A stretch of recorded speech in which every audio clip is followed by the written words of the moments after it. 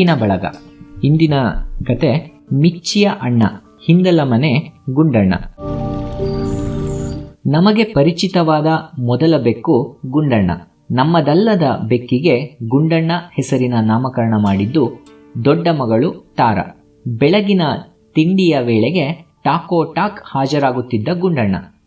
ಹಿಂದಿನ ಮನೆಯವರ ಗಂಡು ಗಡವ ಬೆಕ್ಕು ಸಾಧಾರಣವಾಗಿ ಎಲ್ಲ ಕಡೆ ಕಾಣುವ ಬೆಕ್ಕಿಗಿಂತ ಬೇರೆಯಾಗಿದ್ದ ಗುಂಡಣ್ಣ ನಸುಕಪ್ಪು ಬಿಳಿ ಬಣ್ಣದ್ದು. ಗುಂಡಣ್ಣನ ಕುತ್ತಿಗೆಯಿಂದ ಹೊಟ್ಟೆ ಭಾಗವೆಲ್ಲ ಶುಭ್ರ ಮಂಜಿನಂತಹ ಬಿಳಿ. ಸಾಮಾನ್ಯ ಬೆಕ್ಕುಗಳಿಗಿಂತ ಹೆಚ್ಚು ತುಪ್ಪಟವಿದ್ದ ಗುಂಡಣ್ಣ ನಮ್ಮ ಕಾಲನ್ನು ಸವರಿಕೊಂಡು ತಿರುಗಾಡುವಾಗ ಮಿಯಾವ್ ಮಿಯಾವ್ ಎಂದು ಮೃದುವಾಗಿ ಕರೆಯುತ್ತಿದ್ದ. ಬೆಕ್ಕು ಬಾಲ ಎತ್ತಿ ಕಾಲ ಬಳಿಯೇ ಸುತ್ತುತ್ತಾ ಆಗೊಮ್ಮೆ ಈಗೊಮ್ಮೆ ಮೈಯನ್ನು ಕಾಲಿಗೆ ಉಜ್ಜುವುದು ಆತ್ಮೀಯರೊಂದಿಗೆ ಮಾತ್ರ. ಇದು ನಮಗೆ ಮನದಟ್ಟಾದದ್ದು ಗುಂಡಣ್ಣನ ನಂತರ ಬಂದ ಬೆಕ್ಕುಗಳಿಂದ.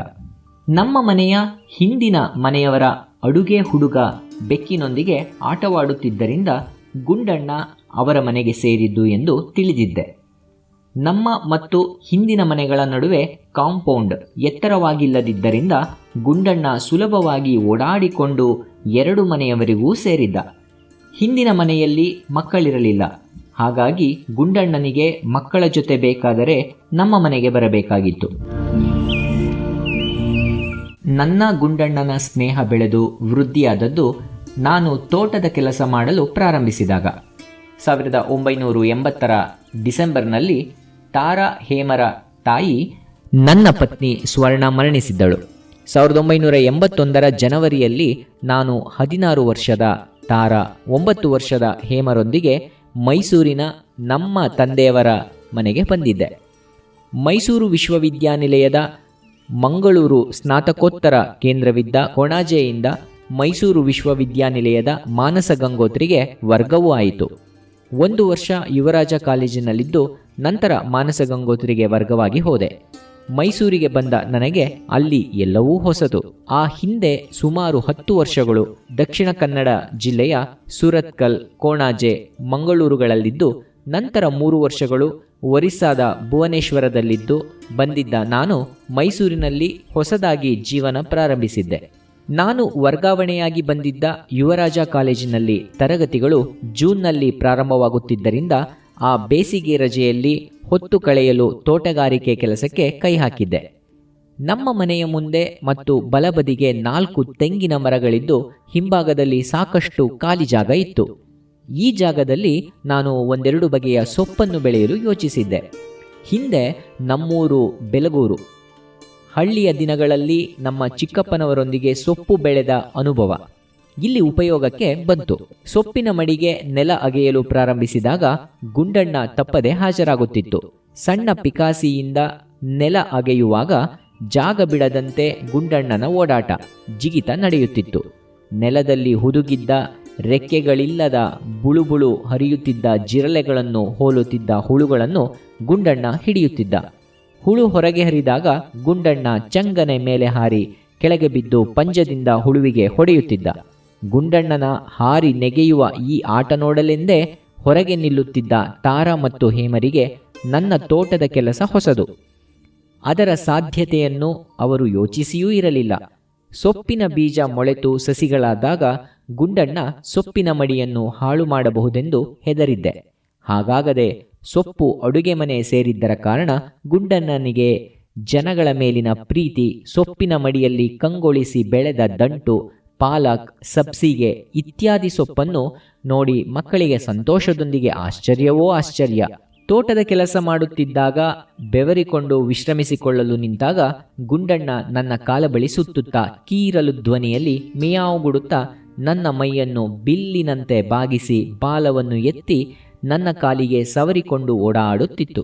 ಕೆಲಸ ಮುಗಿಸಿ ಮನೆಯೊಳಗೆ ಓದಲು ಕುಳಿತಾಗಲೂ ಗುಂಡಣ್ಣನ ನನ್ನ ಕಾಲು ತಡವರಿಕೆ ನಡೆಯುತ್ತಿತ್ತು. ಇದು ನಡೆಯದಿದ್ದ ಸಂದರ್ಭವೆಂದರೆ ಮಕ್ಕಳು ಓದಲು ಬರೆಯಲು ಕುಳಿತಾಗ. ಚಾಪೆಯ ಮೇಲೆ ಕುಳಿತು ಓದು ಬರಹದಲ್ಲಿ ಮಗ್ನರಾಗಿದ್ದ ಮಕ್ಕಳ ಬಳಿ ಗುಂಡಣ್ಣ ಇರಲೇಬೇಕು. 4 ಕಾಲುಗಳನ್ನು ಮೇಲೆ ಚಾಚಿ ಮಡಚಿ ಹಿಡಿದು ಬೆನ್ನ ಮೇಲೆ ಮಲಗಿರುತ್ತಿದ್ದ ಗುಂಡಣ್ಣ ಹೊರಗಿನಿಂದ ಹೊಸ ಧ್ವನಿ ಕೇಳಿದ ಕೂಡಲೇ ಗಡಬಡಿಸಿ ಎದ್ದು ಮಂಗಮಾಯವಾಗುತ್ತಿದ್ದ. ಕೆಲವೊಮ್ಮೆ ಬೆಕ್ಕುಗಳ ಸಾಧಾರಣ ಭಂಗಿಯಲ್ಲಿ ಮುಂಗಾಲುಗಳನ್ನು ನೇರ ನಿಲ್ಲಿಸಿ ಹಿಂಗಾಲುಗಳನ್ನು ಮಡಚಿ ಕುಳಿತ ಗುಂಡಣ್ಣ ಮಕ್ಕಳು ಪಾಠ ಓದುವುದನ್ನು ಕೇಳಿಸಿಕೊಳ್ಳುತ್ತಾ ಕಣ್ಮುಚ್ಚಿ ತೂಕಡಿಸುತ್ತಿದ್ದ. ಮಧ್ಯಾಹ್ನದ ಹೊತ್ತಿಗೆ ಎಲ್ಲಿದ್ದರೂ ಹಾಲು ಅನ್ನಕ್ಕೆ ಹಾಜರಾಗುತ್ತಿದ್ದ ಗುಂಡಣ್ಣ ರಾತ್ರಿಯ ವೇಳೆ ನಾಪತ್ತೆಯಾಗುತ್ತಿದ್ದ.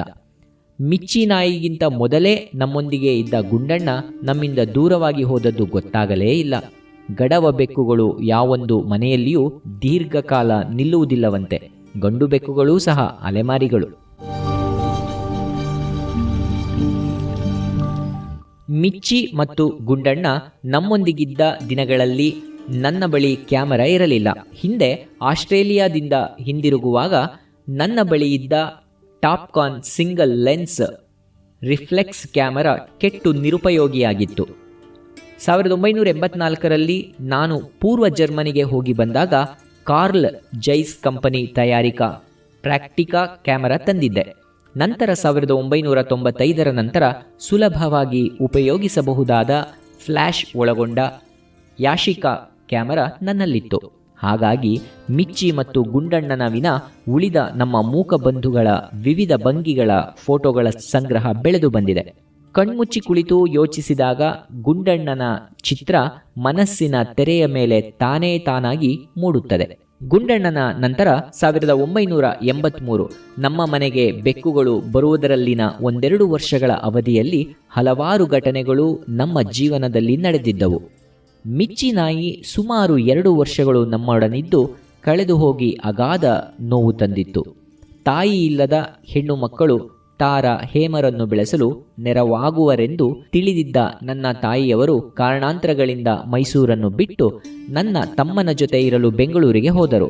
ನನ್ನ ಜೀವನದಲ್ಲಿ ಸಮಭಾಗಿಯಾಗಿ ಗೃಹ ಕೃತ್ಯದಲ್ಲಿ ಸಹಕರಿಸಲು ಪದ್ಮ ನನ್ನ ಮಡದಿಯಾಗಿ ಬಂದಳು. ಕೋಣಾಜೆಯ ಸ್ನಾತಕೋತ್ತರ ವಿಭಾಗದಿಂದ ಯುವರಾಜ ಕಾಲೇಜಿಗೆ ವರ್ಗಾವಣೆಯಾಗಿದ್ದ ನಾನು 1 ವರ್ಷದ ನಂತರ ಮಾನಸ ಗಂಗೋತ್ರಿಯ ಸ್ನಾತಕೋತ್ತರ ವಿಭಾಗಕ್ಕೆ ಹೋದೆ. ನಮ್ಮ ದೇಶದಲ್ಲಿ ಕೈಗೊಂಡಿದ್ದ ಮಧ್ಯ ವಾತಾವರಣ ಸಂಶೋಧನೆಯ ಅಂಗವಾಗಿ ಸಂಶೋಧನಾ ಯೋಜನೆ ಕೈಗೊಳ್ಳಲು ಅನುದಾನ ದೊರೆತಿತ್ತು. 1981ರಿಂದಲೇ ಭೂ ವಾತಾವರಣ ಅಧ್ಯಯನಕ್ಕೆ ಸಂಬಂಧಿಸಿದ ಪ್ರಾಯೋಗಿಕ ಮತ್ತು ಸೈದ್ಧಾಂತಿಕ ಸಂಶೋಧನಾಧ್ಯಯನಗಳನ್ನು ಕೈಗೊಂಡಿದ್ದೆ. ಇವಕ್ಕೆ ಸಂಬಂಧಿಸಿದಂತೆ ದೇಶ ವಿದೇಶಗಳ ವಿಜ್ಞಾನಿಗಳೊಡನೆ ಸಂಪರ್ಕ ಬೆಳೆದು ಬಂದಿತು. ಇದೆಲ್ಲದರಿಂದಾಗಿಯೋ ಇಲ್ಲವೇ ನಮ್ಮ ಅರಿವಿಗೆ ಬಾರದಂತೆ ನಡೆಯುವ ಅಸಂಖ್ಯಾತ ಘಟನೆಗಳಿಂದಾಗಿಯೋ ನನಗೆ ವಿದೇಶ ಪ್ರಯಾಣದ ಮತ್ತು ವಾಸದ ಅದೃಷ್ಟ ಒದಗಿ ಬಂತು. 1982ರ ಜೂನ್ನಲ್ಲಿ ಕೆನಡಾದಲ್ಲಿ ನಡೆದ ವಿಜ್ಞಾನ ಸಮ್ಮೇಳನಕ್ಕೆ ಹೋಗಿದ್ದು, ನಂತರ ಅಮೆರಿಕ ಸಂಯುಕ್ತ ಸಂಸ್ಥಾನ USA 1 ತಿಂಗಳು ಪ್ರವಾಸ ಮಾಡಿದೆ. ಆಗಿನ ಕಮ್ಯುನಿಸ್ಟ್ ದೇಶವಾಗಿದ್ದ ಪೂರ್ವ ಜರ್ಮನಿಯ ರಾಜಧಾನಿ ಪೂರ್ವ ಬರ್ಲಿನ್ನ ಹೆನ್ರಿಕ್ ಹರ್ಟ್ಸ್ ಸಂಸ್ಥೆಯಲ್ಲಿ 1 ತಿಂಗಳು ಅಧ್ಯಯನ ನಡೆಸಲು ಭಾರತ ಪೂರ್ವ ಜರ್ಮನಿಗಳ ವಿಜ್ಞಾನ ಸಾಂಸ್ಕೃತಿಕ ವಿನಿಮಯ ವೇತನ ದೊರಕಿತ್ತು. ಬರ್ಲಿನ್ನಿನಿಂದ ಮತ್ತು ಹಿಂದಿರುಗುವ ದಾರಿಯಲ್ಲಿ 1 ದಿನ ತಂಗಿದ್ದ ಆಮ್ಸ್ಟರ್ಡಾಮ್ನಿಂದ ಹೇಮ, ತಾರ ಮತ್ತು ಪದ್ಮರು ಕೇಳಿದ್ದ ಬಟ್ಟೆ, ಬರೆ ಮತ್ತು ಸುಗಂಧ ದ್ರವ್ಯಗಳಲ್ಲದೆ ನನ್ನ ಉಪಯೋಗಕ್ಕೆ ಪ್ರಾಕ್ಟಿಕಾ ಕ್ಯಾಮರಾವನ್ನು ಕೊಂಡು ತಂದೆ. ಆ ಕ್ಯಾಮರಾದ ಮೊಟ್ಟ ಮೊದಲ ಬಳಕೆ ಮೂಕ ಬಂಧುಗಳಿಗಾದದ್ದು ಸಂತೋಷದ ಸಂಗತಿ. ಪುಸ್ಸಿಯ ಮಕ್ಕಳು ಲಿಕ್ಕಿ, ಸಿಪ್ಪಿ. ಜರ್ಮನಿಗೆ ನಾನು ಹೊರಡುವ 2 ವಾರಗಳ ಮುಂಚೆ ತಾರಾ ಮತ್ತು ಹೇಮ ಕದ್ದು ಕಾಣದಂತೆ ಸಣ್ಣ ಅಲ್ಯೂಮಿನಿಯಂ ತಟ್ಟೆಯಲ್ಲಿ ಹಾಲನ್ನು ಅಡುಗೆ ಮನೆಯಿಂದ ಸಾಗಿಸುತ್ತಿದ್ದುದನ್ನು ಮೊದಲು ಗಮನಿಸಿದ್ದು ಮನೆಯ ಗೃಹಿಣಿ ಪದ್ಮ.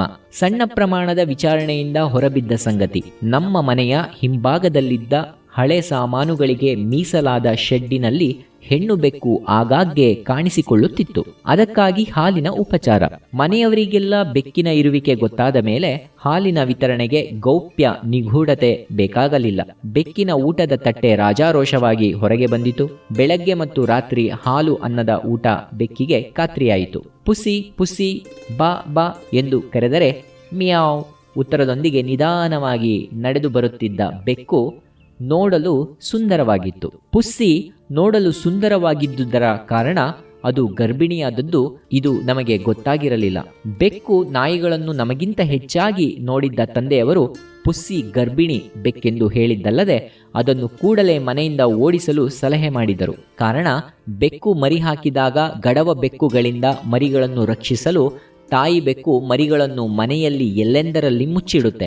ಮರಿಗಳು ಬೆಳೆದಂತೆ ಮೀ ಮೀ ಗುಟ್ಟುತ್ತಾ ಮನೆಯಲ್ಲೆಲ್ಲ ಓಡಾಡುತ್ತವೆ. ತಂದೆಯವರ ಅನುಭವ ನಮಗೆ ಇಲ್ಲದ್ದರಿಂದ ಮತ್ತು ತಾರಾ ಹೇಮರು ಪುಸ್ಸಿಯ ಬಗ್ಗೆ ಆಗಲೇ ಸ್ನೇಹ ವಾತ್ಸಲ್ಯ ಬೆಳೆಸಿಕೊಂಡಿದ್ದರಿಂದ ಪುಸ್ಸಿಯನ್ನು ಮನೆಯಿಂದ ಓಡಿಸುವುದು ಸಾಧ್ಯವೇ ಇರಲಿಲ್ಲ. ಇದನ್ನು ಗ್ರಹಿಸಿದ ತಂದೆಯವರು ಈ ವಿಷಯದಲ್ಲಿ ಹೆಚ್ಚಿನ ಹಠ ತೋರಿಸಲಿಲ್ಲ. ಅಲ್ಲದೆ ಅವರ ಈ ಆಯಾಚಿತ ಪೂರ್ಣ ಸಹಕಾರ ಮನೋವೃತ್ತಿಗೆ ಬೇರೆ ಕಾರಣವೂ ಇತ್ತು.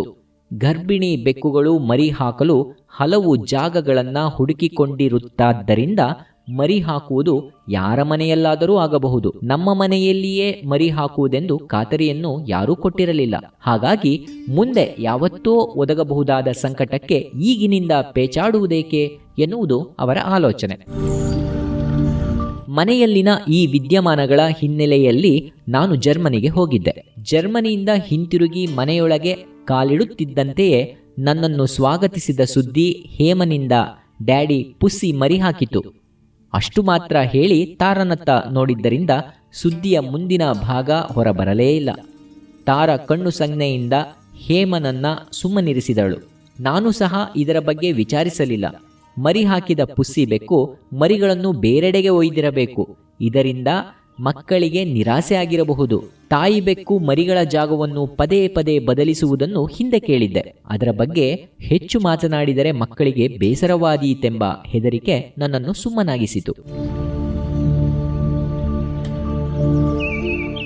ಜರ್ಮನಿ ಪ್ರಯಾಣದಿಂದ ಹಿಂತಿರುಗಿದ ಪೆಟ್ಟಿಗೆಯೊಳಗಿನ ಸಾಮಾನುಗಳನ್ನು ನೋಡುವವರೆಗೂ ಮಕ್ಕಳಿಗೆ ಸಮಾಧಾನವಿರಲಿಲ್ಲ. ಪೆಟ್ಟಿಗೆಯೊಳಗಿನ ಸಾಮಾನನ್ನ ಗೋರಾಡಿ ಪೆಟ್ಟಿಗೆಯನ್ನು ಅಡಿಮೇಲು ಮಾಡಿದ ನಂತರವೇ ಬೆಕ್ಕಿನ ಮರಿಗಳ ಬಗ್ಗೆ ತಿಳಿಸಿದರು. ಅವು ಮನೆಯಲ್ಲೇ ಬಿಡಾರ ಹೂಡಿದ್ದವು. ಮರಿಗಳನ್ನು ನೋಡಲು ನನಗೆ ಆಮಂತ್ರಣ ಬಂದಿತು. ನಾನು ಹೆದರಿದಂತೆ ಬೆಕ್ಕು ಮರಿಗಳೊಂದಿಗೆ ಮನೆ ಬಿಟ್ಟು ಹೋಗಿರದಿದ್ದರಿಂದ ಸಂತೋಷವಾಯಿತು. ಮರಿಗಳನ್ನು ನೋಡಲು ಸಂಭ್ರಮದಿಂದ ಶೆಡ್ಡಿನ ಕಡೆ ಹೊರಟಿದ್ದ ನನ್ನನ್ನು ಮಕ್ಕಳು ಅವರು ಮಲಗುವ ಕೋಣೆಗೆ ಕರೆದೊಯ್ದು ಕೂರಲು ಹೇಳಿದರು. ಕುರ್ಚಿಯಲ್ಲಿ ಕುಳಿತ ನಾನು ಸುತ್ತಮುತ್ತ ಬೆಕ್ಕಿನ ಮರಿಗಳಿಗಾಗಿ ಕಣ್ಣಾಡಿಸಿದೆ. ಅಲ್ಲಿ ಎಲ್ಲಿಯೂ ಬೆಕ್ಕಿನ ಮರಿಗಳ ಸುಳಿವೇ ಇರಲಿಲ್ಲ.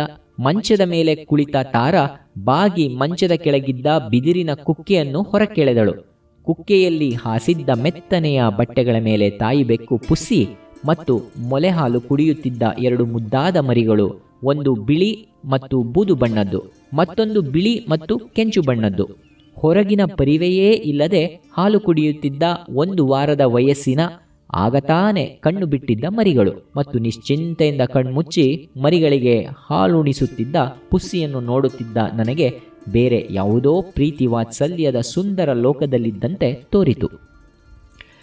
ಮರುಕ್ಷಣದಲ್ಲಿ ದೊಡ್ಡದಾಗಿ ಕಣ್ಣರಳಿಸಿ ನನ್ನತ್ತ ನೋಡಿದ ಪುಸ್ಸಿ ಹಲ್ಲು ಕಿರಿದು ಹೆದರಿಸಿತು. ತಾರ ಕೈ ಹಾಕಿ ಮೆಲ್ಲನೆ ಮರಿಗಳನ್ನು ಮೇಲೆತ್ತಿಕೊಂಡಾಗ ನನಗೆ ಹೆದರಿಕೆಯಿಂದ ಹೃದಯವೇ ಬಾಯಿಗೆ ಬಂದಂತಾಯಿತು. ಹಾಲು ಕುಡಿಯುತ್ತಿದ್ದ ಮರಿಯನ್ನು ಎತ್ತಿಕೊಂಡಾಗ ತಾಯಿ ಬೆಕ್ಕು ಹಾರಿ ಬಂದು ತಾರಾಳನ್ನು ಪರಚುತ್ತದೆಂದು ಭಾವಿಸಿದ್ದೆ. ಸ್ವಲ್ಪವೂ ಸಿಟ್ಟಿಗೇಳದ ಪುಸ್ಸಿ ಹಾಲುಡಿಸುವ ಕಷ್ಟ ತಪ್ಪಿತೆಂದು ಆರಾಮಾಗಿ ಕಾಲು ಚಾಚಿ ಮಲಗಿತು. ಪುಸ್ಸಿಯ ಈ ನಿರ್ಲಕ್ಷ್ಯ ನಡವಳಿಕೆ ಆಶ್ಚರ್ಯವಾಗಿ ಕಂಡಿತು. 2 ಮರಿಗಳನ್ನು ದೂರದಿಂದಲೇ ನನಗೆ ತೋರಿಸಿದ ತಾರ ಮರಿಗಳನ್ನು ಕುಕ್ಕೆಗೆ ಸೇರಿಸಿ ಪುಸ್ಸಿಯ ಮೈ ತಡವಿ ಕುಕ್ಕೆಯನ್ನು ಮಂಚದ ಅಡಿಗೆ ದೂಡಿದಾಗಲೇ ನಾನು ಸರಾಗವಾಗಿ ಉಸಿರಾಡಿದ್ದು. ಪುಸ್ಸಿ ಮತ್ತು ತಾರಾಳ ನಡುವಿನ ಈ ಅಲೌಕಿಕ ಪರಸ್ಪರ ಗಾಢ ನಂಬಿಕೆಯ ಕಾರಣ ನಿಧಾನವಾಗಿ ತಿಳಿಯಿತು.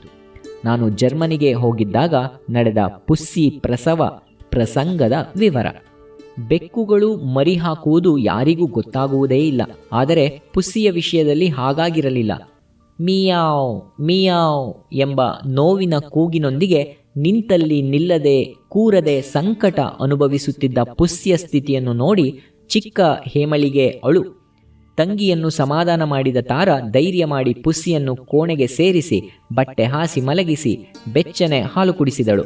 ಸಮಾಧಾನವಾಗಿ ಮಲಗಿದ್ದ ಪುಸ್ಸಿಯನ್ನು ಬಿಟ್ಟು ಹೊರಬರಲು ತಾರ ಎದ್ದರೆ ಮಿಯಾವ್ ಮಿಯಾವ್ ಎಂದು ಕೂಗಿಕೊಂಡ ಪುಸ್ಸಿಯು ಎದ್ದು ನಿಲ್ಲಲು ಪ್ರಯತ್ನಿಸಿ ಸೋತು ಮಲಗುತ್ತಿತ್ತು. ಅಲ್ಲೇ ಕುಳಿತ ತಾರ ಪುಸ್ಸಿಯ ಮೈ ತಡವಿದಳು. ಸ್ವಲ್ಪ ಹೊತ್ತಿನ ನಂತರ ಪುಸ್ಸಿಯ ಹೊಟ್ಟೆಯಿಂದ ಹೊರಬಂದ ಮರಿಗಳನ್ನು ಮೃದು ಬಟ್ಟೆಯಿಂದ ಒರೆಸಿ ಪುಸ್ಸಿಯ ಮುಖದ ಹತ್ತಿರ ಬಿಟ್ಟಳು. ಪುಸ್ಸಿ ಮರಿಗಳ ಮೈಯನ್ನು ನೆಕ್ಕಿ ಸ್ವಚ್ಛಗೊಳಿಸಿತು. ತಾಯಿ ಪುಸ್ಸಿ ಮರಿಗಳೊಂದಿಗೆ ವಾಸಿಸಲು ಜನ ಓಡಾಡದ ಜಾಗ ಹುಡುಕಿದ್ದು ತಾರಾನೆ. ಮಾವಿನ ಹಣ್ಣಿನ ಕಾಲದಲ್ಲಿ ಮಾವಿನಕಾಯಿ ಅಡೆ ಹಾಕುತ್ತಿದ್ದ ಬಿದಿರಿನ ಕುಕ್ಕೆಯನ್ನು ಹೊರತೆಗೆದು ಕುಕ್ಕೆಯ ತಳದಲ್ಲಿ ತೆಳುವಾಗಿ ಹುಲ್ಲು ಹರಡಿ ಅದರ ಮೇಲೆ ಬಟ್ಟೆ ಹಾಸಿ ಪುಸ್ಸಿ ಮತ್ತು 2 ಮರಿಗಳನ್ನು ಕುಕ್ಕೆಯಲ್ಲಿ ಬಿಟ್ಟಳು. ಹೊಟ್ಟೆಯ ಬಳಿ ಮರಿಗಳನ್ನು ಹುದುಗಿಸಿಕೊಂಡು ಮಲಗಿದ ಪುಸ್ಸಿಯನ್ನು ನೋಡಿದ ನಂತರವೇ ಹೇಮಳ ಅಳು ನಿಂತಿದ್ದು.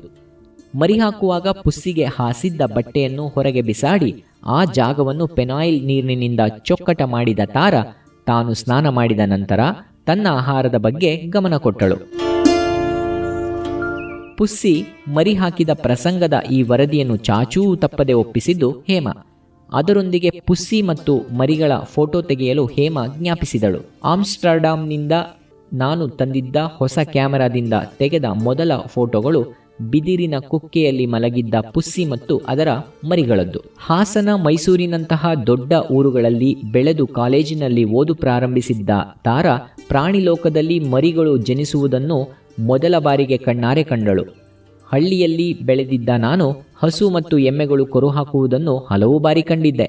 ಆದರೆ ಬೆಕ್ಕು ಮರಿ ಹಾಕುವುದನ್ನು ಸಾಮಾನ್ಯವಾಗಿ ಯಾರೂ ನೋಡಿರುವುದಿಲ್ಲ. ಪುಸ್ಸಿ ಮರಿ ಹಾಕಿದ ಈ ವಿಷಯವನ್ನ ತಿಳಿದ ನಮ್ಮ ನೆರೆಯವರು ಬೆಕ್ಕು ಮರಿ ಹಾಕುವುದನ್ನು ನೋಡಿದವರಿಗೆ ಅದೃಷ್ಟ ಕುಲಾಯಿಸುತ್ತದೆಂದು ಹೇಳಿದರು.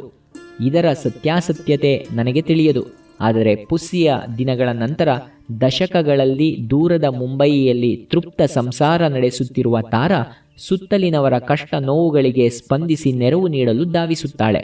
ಅಂತಹ ಸಂದರ್ಭಗಳಲ್ಲಿ ನನ್ನ ಕಣ್ಣ ಮುಂದೆ ಬರುವುದು ಬಹಳ ಹಿಂದೆ ಮೂಕ ಪ್ರಾಣಿಗಳನ್ನು ಮಮತೆ ಪ್ರೀತಿಯಿಂದ ಸಾಕಿದ ಮುಗ್ಧ ಮನಸ್ಸಿನ ತಾರಾಳ ವ್ಯಕ್ತಿತ್ವ. ಮಂಚದಡಿಯಲ್ಲಿರಿಸಿದ ಕುಕ್ಕೆಯಲ್ಲಿನ ಮರಿಗಳಿಗೆ ಹಾಲುಣಿಸಲು ಮತ್ತು ಮರಿಗಳನ್ನು ಸ್ವಚ್ಛಗೊಳಿಸಲು ಯಾರ ಹೆದರಿಕೆ ಅಂಜಿಕೆಯೂ ಇಲ್ಲದೆ ಪುಸ್ಸಿ ಓಡಾಡಿಕೊಂಡಿತ್ತು. ಪುಸ್ಸಿಯಿಂದಾಗಿ ಬೆಕ್ಕುಗಳ ಶುಚಿತ್ವ ಜೀವನವನ್ನು ನಾವು ಕಣ್ಣಾರೆ ಕಂಡೆವು. ಮರಿಗಳಿದ್ದ ಕುಕ್ಕೆಯಲ್ಲಿನ ಬಟ್ಟೆಯ ಮೇಲೆ ಮರಿಗಳ ಮಲಮೂತ್ರ ಇರುತ್ತಲೇ ಇರಲಿಲ್ಲ. ಮರಿಗಳು ಹೊರಗೆ ನಡೆದಾಡುವ ಶಕ್ತಿ ಬರುವವರೆಗೂ ತಾಯಿ ಬೆಕ್ಕು ಮರಿಗಳ ಮಲಮೂತ್ರವನ್ನು ನೆಕ್ಕಿ ಸ್ವಚ್ಛಗೊಳಿಸುತ್ತಿತ್ತು. ಹಲವು ವಾರಗಳ ನಂತರ ಬೆಳೆದ ಮರಿಗಳು ತಾಯಿ ಬೆಕ್ಕಿನಂತೆ ಮಲಮೂತ್ರ ವಿಸರ್ಜನೆಗೆ ಹೊರಗಿನ ಹಿತ್ತಲಿಗೆ ಹೋಗುತ್ತಿದ್ದವು. ಬೆಕ್ಕುಗಳು ಮಲಮೂತ್ರ ವಿಸರ್ಜನೆಯಲ್ಲಿ ಹೆಚ್ಚಿನ ಶುಚಿತ್ವ ಪಾಲಿಸುತ್ತವೆ. ಹಗುರವಾದ ಹುಡಿ ಮಣ್ಣಿನ ನೆಲವನ್ನು ಬಗೆದು ಪಾತಿ ಮಾಡಿ ಅದರಲ್ಲಿ ಮಲವನ್ನು ಮೂತ್ರವನ್ನು ಹಿಂಗಾಲ ಮೇಲೆ ಕುಳಿತು ವಿಸರ್ಜಿಸುತ್ತವೆ. ನಂತರ ಪಾತಿಯಲ್ಲಿನ ಮಲಮೂತ್ರದ ಮೇಲೆ ಮಣ್ಣನ್ನು ಮುಚ್ಚುವುದು ಬೆಕ್ಕುಗಳಿಗೆ ಹುಟ್ಟಿನಿಂದಲೇ ಬಂದಿರುತ್ತದೆ. ಬೇಸಿಗೆಯಲ್ಲಿ ಹಿತ್ತಲ ನೆಲ ಒಣಗಿ ಗಟ್ಟಿಯಾಗುತ್ತಿತ್ತು. ಗಡಸು ನೆಲವನ್ನು ಪಂಜದಿಂದ ಅಗೆದು ಗುಂಡಿ ಮಾಡುವುದು ಬೆಕ್ಕುಗಳಿಗೆ ಕಷ್ಟವಾಗುತ್ತಿತ್ತು. ಅಲ್ಲಲ್ಲಿ ನೆಲವನ್ನು ಆಗಾಗ್ಗೆ ಅಗೆದು ಬೆಕ್ಕುಗಳ ಉಪಯೋಗಕ್ಕೆ ಹುಡಿಮಣ್ಣನ್ನು ಸಿದ್ಧ ಮಾಡುವುದು ಆ ದಿನಗಳ ನನ್ನ ಕೆಲಸಗಳಲ್ಲಿ ಒಂದಾಗಿತ್ತು. ದಿನಕ್ಕೆ 4-6 ಬಾರಿ ಮುಂಗಾಲಿನ ಮೃದು ಪಂಜವನ್ನು ನೆಕ್ಕಿ ಅದರಿಂದ ಮುಖವನ್ನು ತಿಕ್ಕಿ ತೀಡಿ ಸ್ವಚ್ಛಗೊಳಿಸಿಕೊಳ್ಳುವುದು ಸಹ ಬೆಕ್ಕುಗಳ ಇನ್ನೊಂದು ಹುಟ್ಟುಗುಣವೆಂದು ನಮಗೆ ಗೊತ್ತಾದದ್ದು ಪುಸ್ಸಿ ಮತ್ತು ಅದರ ಮರಿಗಳಿಂದ. ತಾಯಿ ಬೆಕ್ಕಿಗೆ ಪುಸ್ಸಿ ಹೆಸರೇ ಸಾಕೆಂದು ನಿರ್ಧರಿಸಿದ ತಾರ ಹೇಮರು ಮರಿಗಳ ಹೆಸರಿನ ಬಗ್ಗೆ ಹೆಚ್ಚು ಹೆಚ್ಚು ಚಿಂತಿಸಿದರು. ಕಡೆಯಲ್ಲಿ ಮರಿಗಳ ಹೆಸರು ನಿರ್ಣಯವಾದದ್ದು ಮರಿಗಳಿಂದಲೇ. ಬೆಕ್ಕುಗಳಿಗಾಗಿಯೇ ಕೊಂಡು ತಂದ ಪಿಂಗಾಣಿ ತಗಡಿನ ತಟ್ಟೆಗೆ ಹಾಲು ಹಾಕಿ ಪುಸ್ಸಿ ಪುಸ್ಸಿ ಎಂದರೆ ಓಡಿ ಬರುತ್ತಿತ್ತು. ಮರಿಗಳೊಂದಿಗೆ ತಟ್ಟೆಯ ಸುತ್ತ ಕುಳಿತು ಹಾಲನ್ನು ನೆಕ್ಕಿ ಕುಡಿಯುತ್ತಿದ್ದ ಪುಸ್ಸಿಯ ಚಿತ್ರ ಈಗಲೂ ಕಣ್ಣಿಗೆ ಕಟ್ಟಿದಂತಿದೆ. ಬೆಕ್ಕಿನ ಮರಿಗಳ ಬೆಳವಣಿಗೆಗೆ ಈಸ್ಟ್ ಗುಳಿಗೆ ಒಳ್ಳೆಯದೆಂದು ಗುರುತಿನವರು ಹೇಳಿದ್ದರಿಂದ ಈಸ್ಟ್ ಗುಳಿಗೆಗಳನ್ನು ಕೊಂಡು ತಂದೆವು. ಗುಳಿಗೆಗಳನ್ನು ಹಾಲಿನಲ್ಲಿ ಕರಗಿಸಿ ಸಣ್ಣ ಪ್ಲಾಸ್ಟಿಕ್ ಬಟ್ಟಲಿನಲ್ಲಿ ಹಾಕಿ ಮರಿಗಳ ಮುಂದಿಡುವುದು ತಾರಾಳ ಬೆಳಗಿನ ದಿನನಿತ್ಯದ ಕೆಲಸಗಳಲ್ಲಿ ಸೇರಿತು. ಈ ಬಲವರ್ಧಕ ಹಾಲನ್ನು ಕುಡಿಯುವುದರಲ್ಲಿ ಮರಿಗಳು ತೋರಿಸಿದ ಉತ್ಸಾಹದಿಂದ ಅವುಗಳ ಹೆಸರು ನಿರ್ಧಾರವಾಯಿತು. ಹಾಸಿಗೆಯ ಮೇಲೆ ಹತ್ತಿ ಆಟವಾಡುತ್ತಿದ್ದ ಮರಿಗಳು ಹಾಲಿನ ಬಟ್ಟಲನ್ನು ತಂದ ಕೂಡಲೇ ಹಾರಿ ಬರುತ್ತಿದ್ದವು. ಬೂದು ಬಿಳಿ ಬಣ್ಣದ ಮರಿ ಬಟ್ಟಲನ್ನು ಇಟ್ಟ ಕೂಡಲೇ ಆತುರಾತುರವಾಗಿ ಹಾಲನ್ನು ನೆಕ್ಕಿ ನೆಕ್ಕಿ ಕುಡಿದರೆ, ಕೆಂಚು ಬಿಳಿ ಮರಿ ಹಾಲನ್ನು ಮೂಸಿ ನೋಡಿ ಬೇಸರದಿಂದ ಮುಖ ತಿರುವಿ ಕುಳಿತುಕೊಳ್ಳುತ್ತಿತ್ತು. ಉತ್ಸಾಹದಿಂದ ಹಾಲನ್ನು ನೆಕ್ಕುತ್ತಿದ್ದ ಬೂದು ಬಿಳಿ ಮರಿ ಲಿಕ್ಕಿ, ಇಂಗ್ಲಿಷಲ್ಲಿ ಲಿಕ್ ಅಂದರೆ ನೆಕ್ಕು ಪದದ ತದ್ಭವ. ಔಷಧದ ಹಾಲು ಕುಡಿಯಲು ಇಚ್ಛಿಸದೆ ಸಪ್ಪೆ ಮುಖದ ಕೆಂಚು ಬಿಳಿ ಮರಿ ಸಿಪ್ಪಿ ಸಪ್ಪೆ ಪದದ ತದ್ಭವ. ಈ ಅಸಂಬದ್ಧ ವ್ಯಾಕರಣವನ್ನು ಕೇಳಿಸಿಕೊಳ್ಳಲು ಹತ್ತಿರದಲ್ಲಿ ಯಾರೊಬ್ಬ ವೈಯಾಕರಣಿಯೂ ಇಲ್ಲದಿದ್ದುದು ನನ್ನ ಅದೃಷ್ಟ. ಲಿಕ್ಕಿಸಿಪ್ಪಿಗಳು ದೊಡ್ಡವಾದಂತೆ ಅವುಗಳ ಆಟ ನೋಡಲು ಹೇಮನ ಸ್ನೇಹಿತೆಯರೂ ಬರುತ್ತಿದ್ದರು. ಬೀದಿಯಲ್ಲಿ ಮಕ್ಕಳು ಆಟವಾಡುತ್ತಿದ್ದಾಗ ಕಿಟಕಿಯ ಕಂಬಿಯ ಮೇಲೆ ಕುಳಿತು ಇಣುಕಿ ನೋಡುತ್ತಿದ್ದ ಮರಿಗಳನ್ನು ಸಾಕಲು ಕೇಳಿದ ಅಕ್ಕಪಕ್ಕದ ಮನೆಯ ಮಕ್ಕಳಿಗೆ ಇಲ್ಲವೆಂದು ಹೇಳುವುದೇ ಕಷ್ಟವಾಗುತ್ತಿತ್ತು. ಚಾಪೆಯ ಮೇಲೆ ಕುಳಿತು ಓದುವಾಗ ಸಿಪ್ಪಿಯೋ ಲಿಕ್ಕಿಯೋ ಜೊತೆಯಲ್ಲಿದ್ದರೆ ಓದು ತಲೆಗೆ ಹೋಗುತ್ತದೆನ್ನುವ ಮಟ್ಟಿಗೆ ಮಕ್ಕಳು ದಾರಿ ತಪ್ಪಿದ್ದರು. ಹೇಮ ಮನೆಯಲ್ಲಿ ಅತ್ತಿಂದಿತ್ತ ಓಡಾಡುವಾಗ ಹೇಮನ ಭುಜದ ಮೇಲೆ ಬಿಗಿಯಾಗಿ ಕುಳಿತು ಸುತ್ತ ನೋಡುತ್ತಿದ್ದ ಲಿಕ್ಕಿಗೆ ಹೆಚ್ಚು ಸಂತೋಷವೋ ಇಲ್ಲ ಹೇಮನಿಗೋ ಎಂದು ನಾನು ಯೋಚಿಸುತ್ತಿದ್ದೆ. ಬೆಂಗಳೂರಿನಿಂದ ರಜೆಯಲ್ಲಿ ಬಂದಿದ್ದ ತಾರ ಹೇಮರ ಚಿಕ್ಕಮ್ಮನ ಮಗಳು. ಹೇಮನಿಗಿಂತ ತುಸು ದೊಡ್ಡವಳಾದ ಲಕ್ಷ್ಮಿಗೆ ಬೆಕ್ಕುಗಳೆಂದರೆ ಹೆದರಿಕೆ. ತಾರ ಹೇಮರ ಜೊತೆಯಲ್ಲಿ ಲಕ್ಷ್ಮಿ ಮಲಗುತ್ತಿದ್ದಳು. ಒಂದು ರಾತ್ರಿ ಲಕ್ಷ್ಮಿ ಕಿಟಾರನೆ ಕಿರುಚಿ ಎದ್ದು ಕುಳಿತಾಗ ನಾವೆಲ್ಲ ಗಾಬರಿಯಿಂದ ಎದ್ದೆವು. ಎಂದಿನಂತೆ ತಾರ ಹೇಮರ ಕಾಲ ಬಳಿ ಮಲಗಿದ್ದ ಸಿಪ್ಪಿಯೋ ಲಿಕ್ಕಿಯೋ ಚಳಿ ಹೆಚ್ಚಾಗಿದ್ದರಿಂದ ಲಕ್ಷ್ಮಿಯ ಹೊದಿಕೆಯೊಳಗೆ ಹೋಗಿದ್ದುದು ಆ ಅವಾಂತರಕ್ಕೆ ಕಾರಣವಾಗಿತ್ತು. ಲಕ್ಷ್ಮಿಗೆ ಸಮಾಧಾನ ಹೇಳಿ ಬೆಕ್ಕಿನ ಮರಿಗಳನ್ನು ತಾರಾಳ ಕಾಲ ಬಳಿ ಸೇರಿಸಿದ ನಂತರವೇ ಮಕ್ಕಳು ನಿದ್ದೆ ಹೋಗಿ ಮನೆ ಶಾಂತವಾಯಿತು. ಲಿಕ್ಕಿ ಸಿಪ್ಪಿಗಳು ಬೆಳೆದಂತೆ ಪುಸ್ಸಿ ನಮ್ಮ ಮನೆಯಲ್ಲಿರುವುದು ಕಡಿಮೆಯಾಗುತ್ತಾ ಬಂತು. ಕಾಲಕ್ರಮೇಣ ಪುಸ್ಸಿ ನಮ್ಮ ಮನೆಯಲ್ಲಿ ಇತ್ತೆಂಬುದನ್ನು ಅದರ ಫೋಟೋಗಳನ್ನು ನೋಡಿಯೇ ನಂಬುವ ಸ್ಥಿತಿಗೆ ನಾವು ತಲುಪಿದೆವು. ಬೆಳೆದ ಮರಿಗಳಿಂದ ತಾಯಿ ಬೆಕ್ಕು ದೂರವಾಗುವುದು ನಿಸರ್ಗ ನಿಯಮ. ಪುಸ್ಸಿಯ ನಂತರ ನಮ್ಮ ಮನೆಗೆ ಬಂದ ಬೆಕ್ಕುಗಳು ಇದನ್ನು ಸ್ಥಿರಪಡಿಸಿದವು. ತಾಯಿ ಬೆಕ್ಕು ಮರಿಗಳನ್ನು ಬಿಟ್ಟು ಹೋಗಿದ್ದುದು ಹೇಮನಿಗೆ ಸ್ವಲ್ಪವೂ ಇಷ್ಟವಾಗಲಿಲ್ಲ. ಮರಿಗಳು ಬೆಳೆದ ನಂತರ ಅವು ಸ್ವತಂತ್ರವಾಗಿ ಬದುಕುವುದನ್ನು ಕಲಿಯಲೆಂದೇ ತಾಯಿ ಬೆಕ್ಕು ದೂರವಾಗುತ್ತದೆಂದು ಇದು ಪ್ರಾಣಿ ಜಗತ್ತಿನ ರೀತಿಯೆಂದು ಹೇಮನಿಗೆ ವಿವರಿಸಿದೆ. ಇನ್ನು ಸ್ವಲ್ಪ ಮುಂದುವರೆದು ಅವಳೂ ಸಹ ಓದಿ ಬೆಳೆದು ದೊಡ್ಡವಳಾಗಿ ತನ್ನದೇ ಆದ ಸಂಸಾರದಲ್ಲಿದ್ದಾಗ ನಾನು ದೂರವಿರುತ್ತೇನೆಂದು ಹೇಳಿದ್ದು ಹೇಮನಿಗೆ ತಡೆಯಲಾರದ ದುಃಖ ತಂದಿತು. ಬಿಕ್ಕಳಿಸಿ ಅಳುತ್ತಿದ್ದ ಅವಳನ್ನು ಸಮಾಧಾನಪಡಿಸಲು ಅವರೊಂದಿಗೆ ನಾನು ಇರುತ್ತೇನೆಂದು ಭಾಷೆ ಹಾಕಿ ನಂಬಿಸಬೇಕಾಯಿತು. ಇದಾದ ದಶಕಗಳ ನಂತರ ದೂರದ ಅಮೆರಿಕೆಯಲ್ಲಿ ಹೇಮ 2 ಮಕ್ಕಳೊಂದಿಗೆ ತೃಪ್ತ ಸಂಸಾರ ನಡೆಸುತ್ತಿದ್ದಾಳೆ. ವರ್ಷಕ್ಕೊಮ್ಮೆ ಭೇಟಿಯಾದಾಗ ನಾಯಿ ಬೆಕ್ಕುಗಳ ನಮ್ಮೊಂದಿಗಿದ್ದ ದಿನಗಳನ್ನು ನೆನಪಿಸಿಕೊಳ್ಳುತ್ತೇವೆ.